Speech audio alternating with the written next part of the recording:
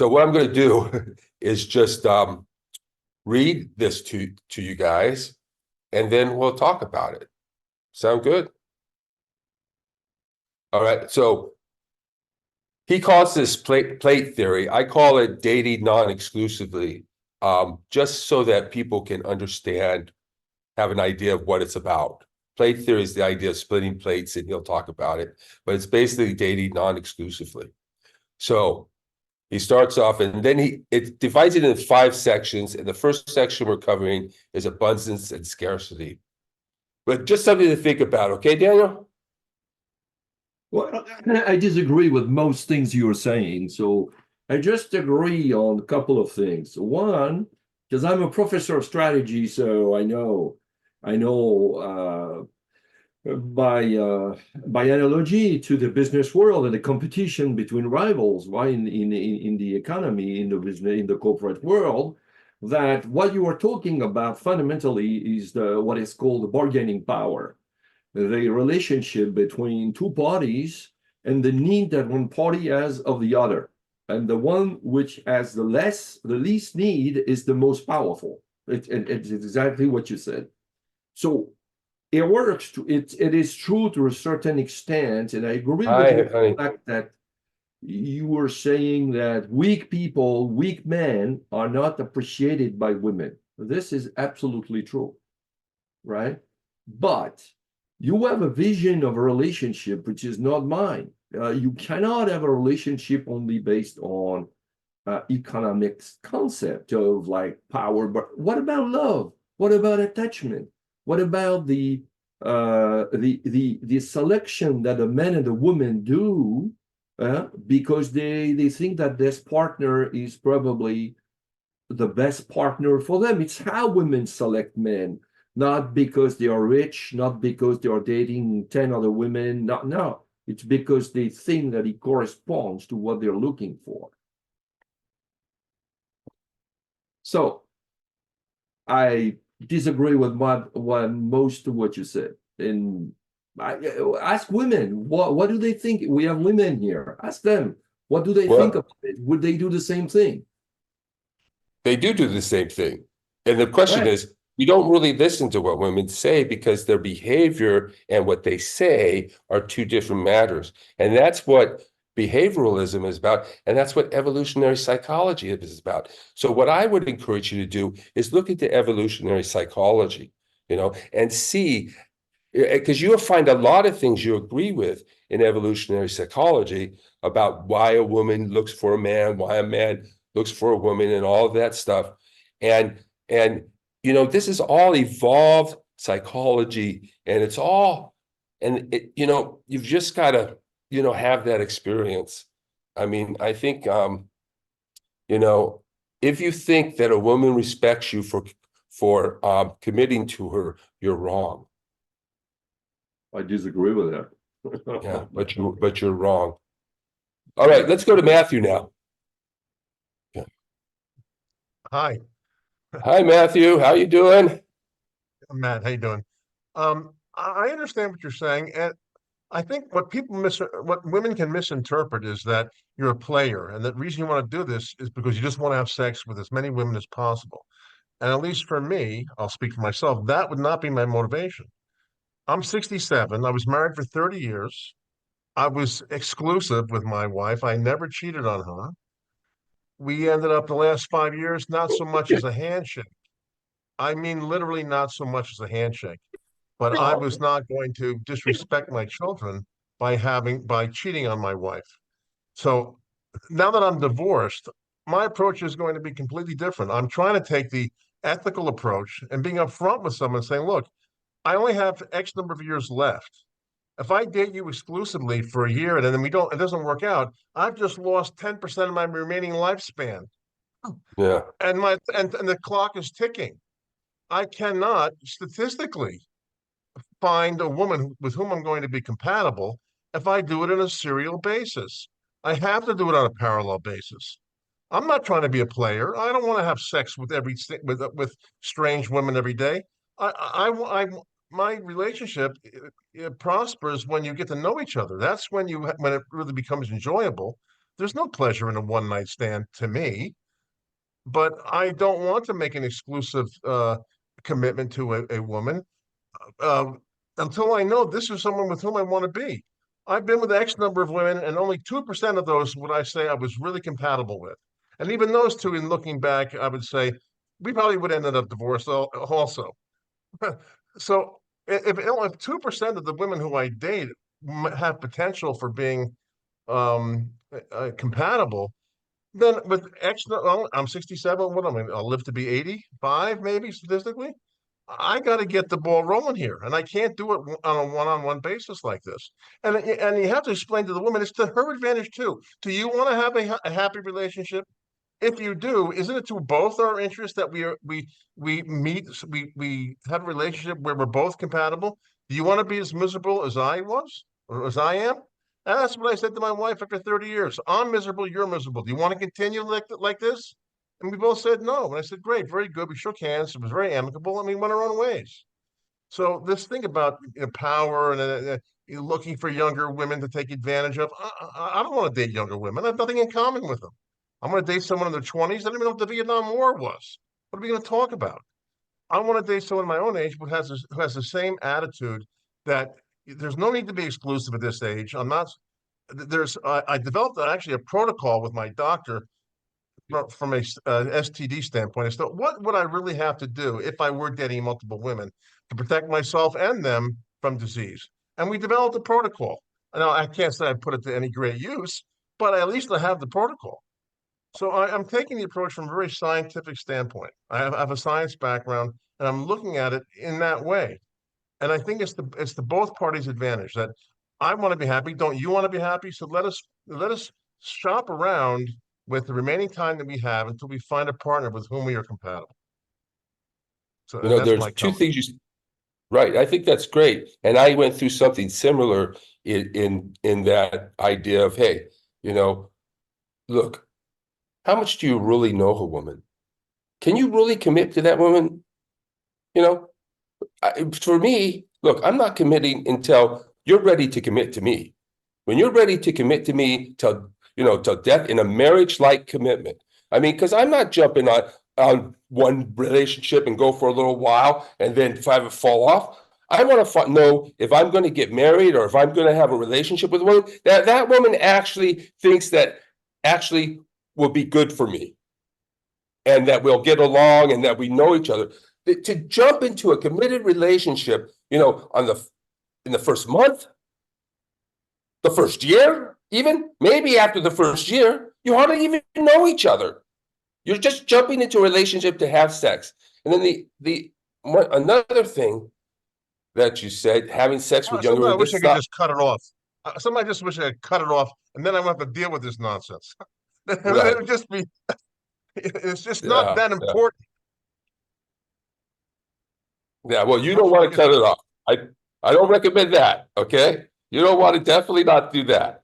But one little trick is to say I'm never getting married, and if I did, I believe in generational wealth. When I die, I am leaving 100% of my assets to my children in an irrevocable trust. Do you still want to get married? Usually, they hang up the phone. yeah. Oh, interesting. Very interesting. But calling men players. Don't be surprised how viciously women will attack this. Okay. We're not players per se, but you have to be a player. You have to play. They're playing a game. They got big time game. They're testing you. Like I have a woman here, and I know that she's not responding to my text right away because she wants to see if I'm going to double text. They're testing us all the time. Don't commit to a woman too early. Make sure that woman is right. She's made no commitment to you. There's no commitment there. Oh, I'm just going to have sex with you. That's not a commitment. That's just let's have sex for the time being. Let's just have sex with each other, and then we try out this relationship, and the one guy at a time that kills us, and then the other thing was players, right?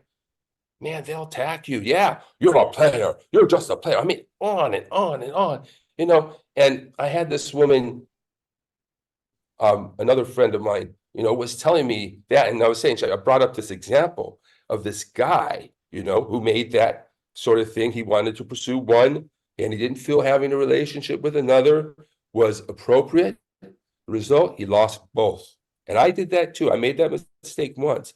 Don't ever make that mistake. Just because you're interested in one woman doesn't mean you should give up all your options to pursue one. Because why not? Because the woman you say, hey, I'm pursuing another woman, stay there, I'll come back to you. She's not taking you back.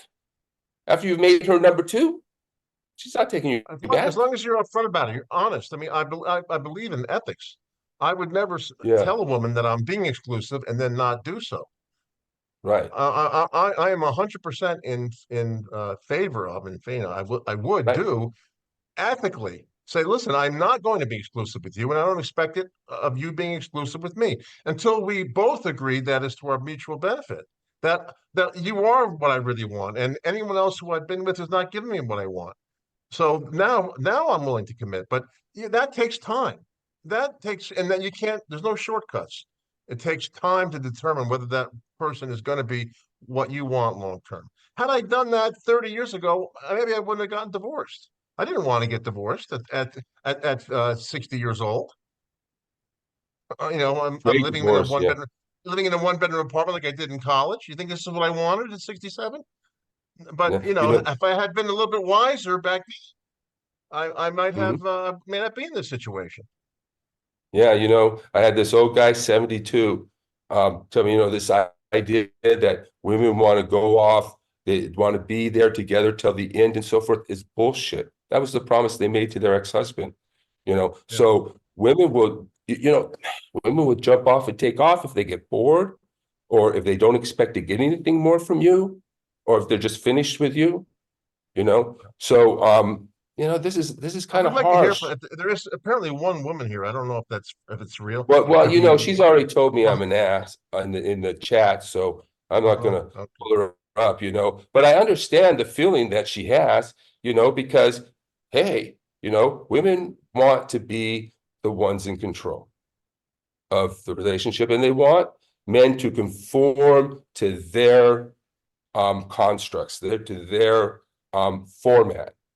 And It may be but unfair to say all women. I mean, to be no, no, fair, yeah, I not shouldn't say all all women are women. this way, and there are men who look to take advantage. Who are doing it Right. just for sexual gratification. So there's Hmm. unfairness on both sides, but But I can only speak they for say myself. that, don't say all, they say that, don't say all. And I agree with that. But at the same time, I think we might get into this problem of, oh, there's this good woman and this bad woman. And because there are a lot of bad women, it's just up to us to choose the right woman. In other words, what about those other women? Are they right to do that? Are they right? They correct to do whatever they do? It's, and let me see if I can get back to this. In other words, well, I lost that thought. I'm sorry. But the main Okay, point here is that I think you mentioned ethical non-monogamy, right? right. That's And what this refers to. yeah, so and my thought about that is, look, they're trying to redefine monogamy on us. There's a lot of change going on right now. Okay, now women make just as much money as men. Now they have a measure, and they probably do have equality with men. They're going to be making more money than men because men are dropping out. Men are bailing. They're not going to college or anything like that. And part of the reason has to do with what's going on in the sexual marketplace and in dating. In fact, that's a big reason why men are dropping out, because they don't see any prospects for a future with a woman. If they don't have any prospects for a future with a woman, what are they living for? So, but I think I think what it is that we need to make sure that we don't just give up the game right up in front. We need to get game, first of all, and we need to be able to play, and we need to be able to understand women's dark hypergamous nature and understand what's going on in their minds, and not just accept what they tell us, and not just sort of accept these social constructs. And when you talk about, they're trying to make monogamy into this, dating. They're trying to equate non-monogamy with dating non-exclusively, is what they're trying to do. Like dating is just dating. You always date non-exclusively. I mean, you don't just date one. I mean, if you go out with, if you're asking one girl out, she may say yes, she may say no. You ask another girl out, she may say yes, she may say no. When you ask her and she says yes, you take her out, right?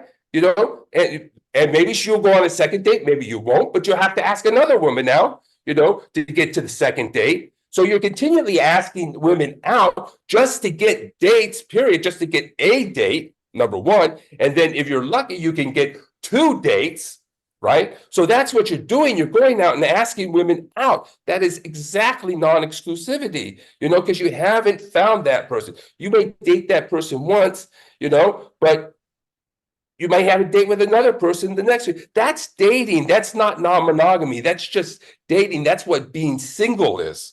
You know, it's not non-monogamy.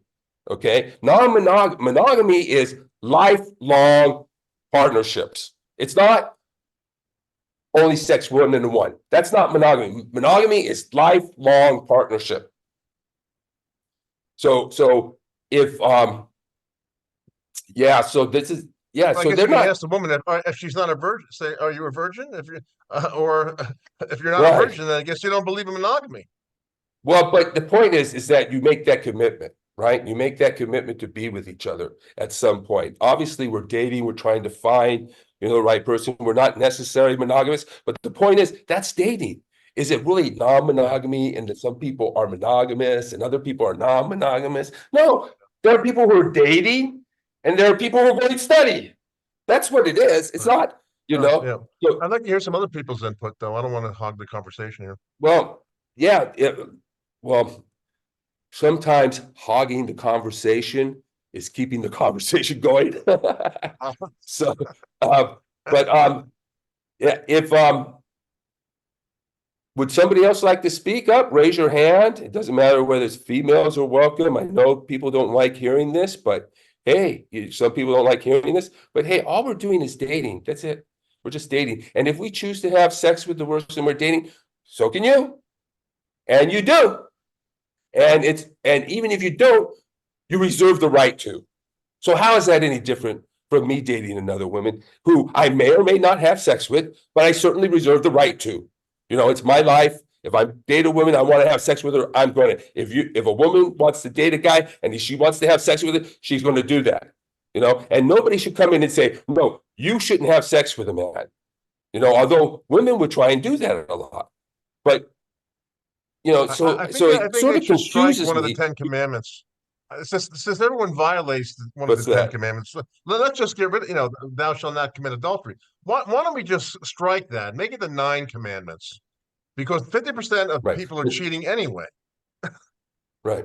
Right. But yeah, that's true. But okay, there's Clinton. Yeah. Yeah, Well, I wasn't okay. going to say to that. I was going to Yeah, say something. I forgot. interesting Let me conversation. pull you in here. Okay, good.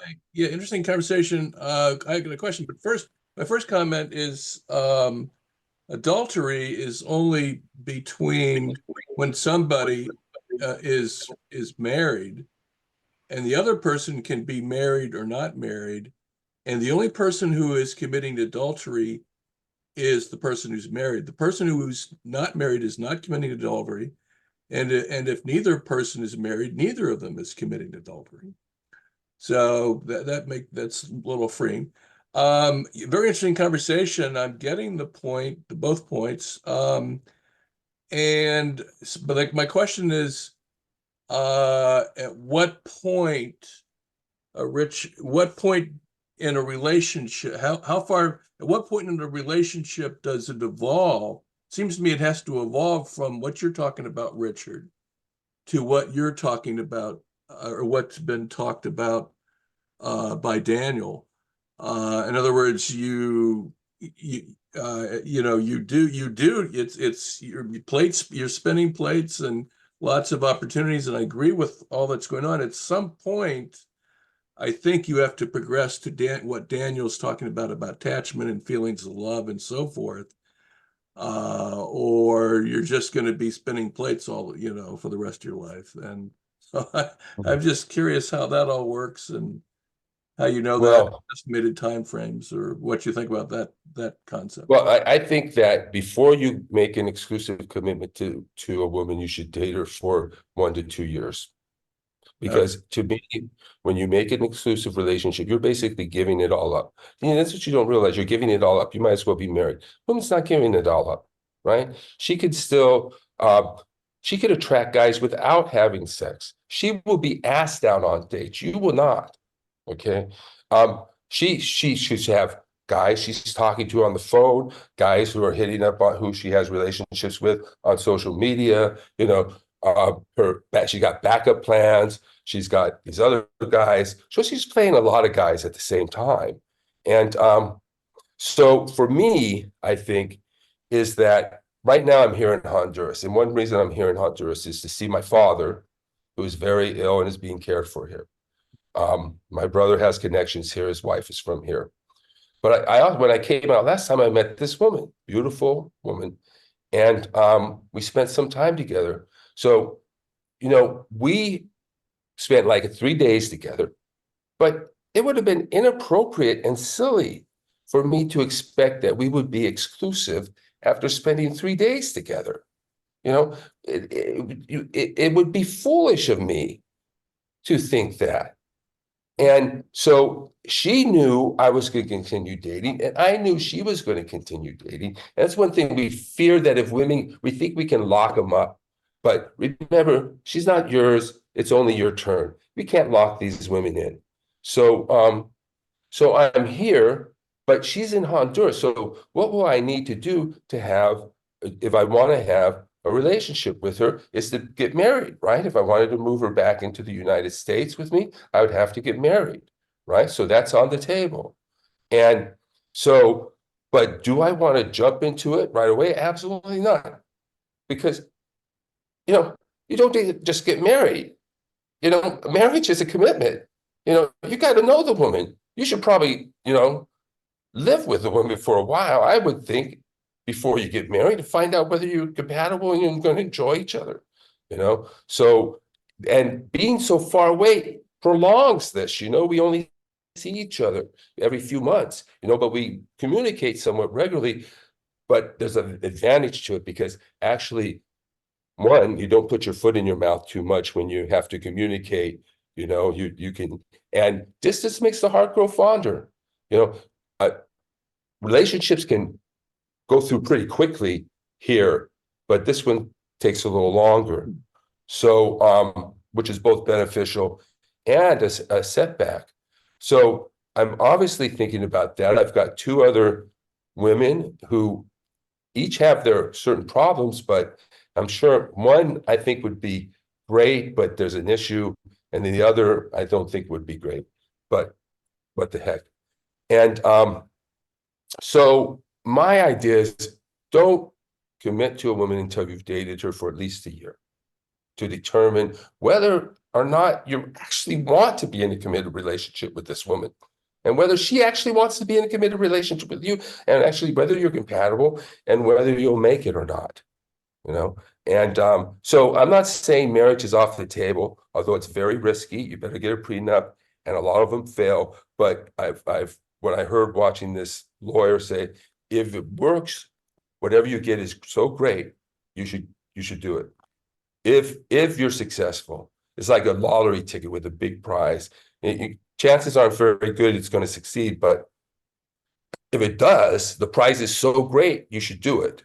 Just like me, I said, look, I want to get married. I want to have a committed relationship before 70. That's what I thought. Now, I guess it's a 70 guy. He's out there playing the field. I guess he can do it. And maybe that's the healthier way to do it, because you just get ground up into a meat grinder, if you let these women play you. And so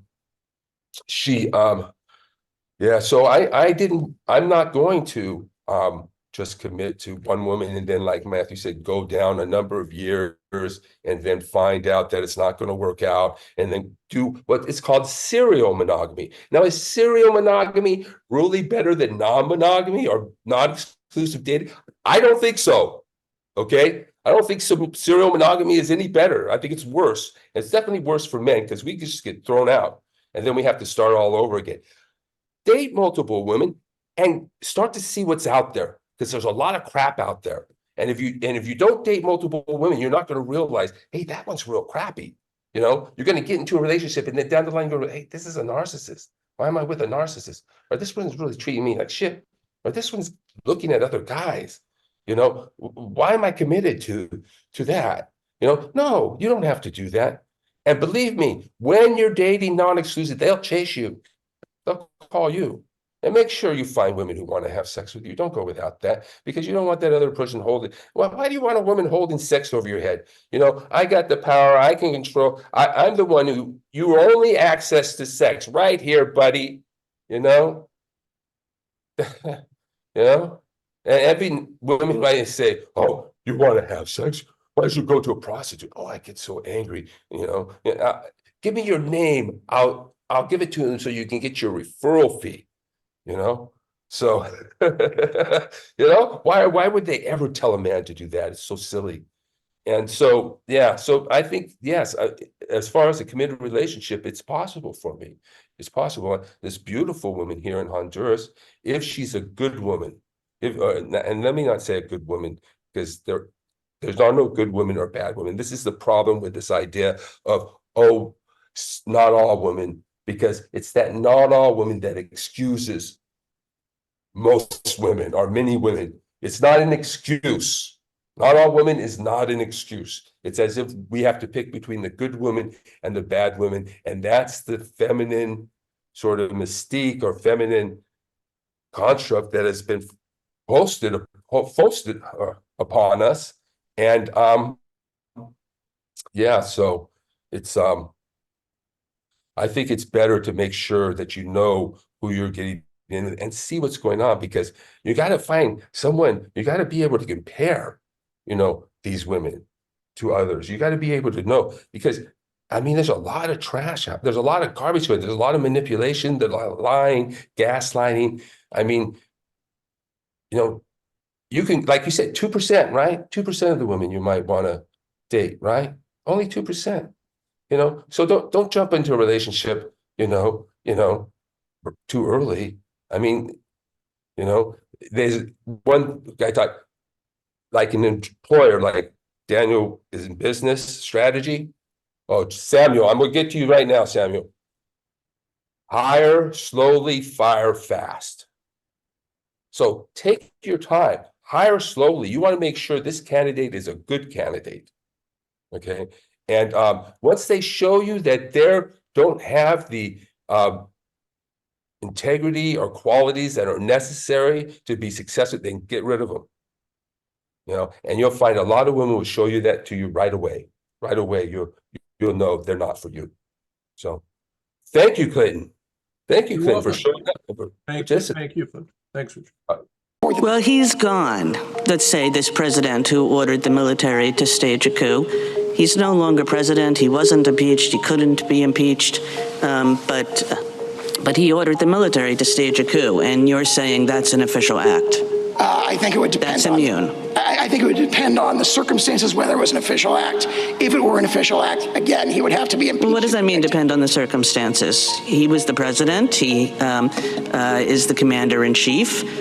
He talks to his generals all the time, and he told the generals, I don't feel like leaving office. I want to stage a coup. Is that immune?